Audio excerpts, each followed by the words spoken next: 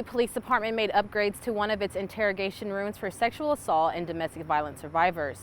Tracy Matheson's nonprofit Project Beloved paid for and made the upgrades for these rooms in honor of her daughter, Molly Jane Matheson.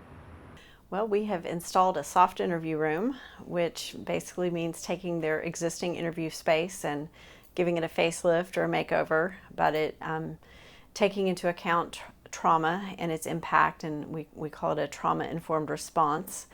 And so we've taken the traditional space and put in comfortable furniture and blankets and nice rug and artwork and just kind of making it into a space that feels much more like a living room than it does a police department. My daughter Molly, she was killed April 10th, 2017.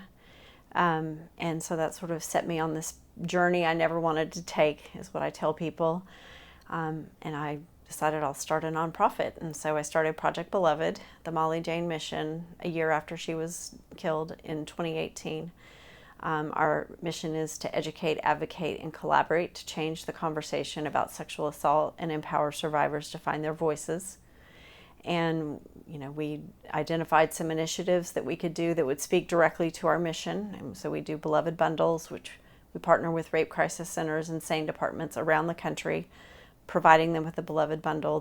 The furniture, it's not institutional office furniture. It's comfortable furniture with nice fabrics that feel good to touch and sit in. We use blankets, soft blankets, cozy blankets we call them, and then we also make use of these weighted blankets that can be comforting to people. We use decorative pieces that don't belong in a police department, but just make the room look nice. And then the artwork on the walls, it's beautiful to look at. It is significant in its background. There is another victim who was killed 5 days after Molly. Her name is Megan Gettram. She was a photographer. She loved traveling. She took beautiful photos. And her family has made these photos available to us so that we can blow them up and put them on these canvases and put them in these soft interview rooms. They felt like that would be something Megan would have been very much in favor of, that her photography is incorporated, and it feels good to weave her story into ours.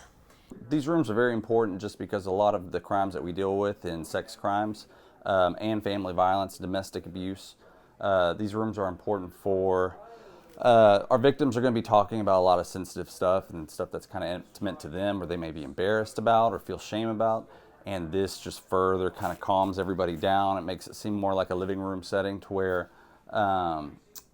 that encounter with the police isn't as stern and cold almost with these fluorescent lights that are all around us. So it just kind of puts them at ease and allows them to talk to us about these very personal things, and allows us to build a solid investigation so we can get them justice. All of this feels very authentic and true to Molly, and having our name, Project Beloved, we try to weave all of that together in everything that we do. If you would like to learn more on Project Beloved, please visit projectbeloved.org. And thank you for watching another Mesquite Minute.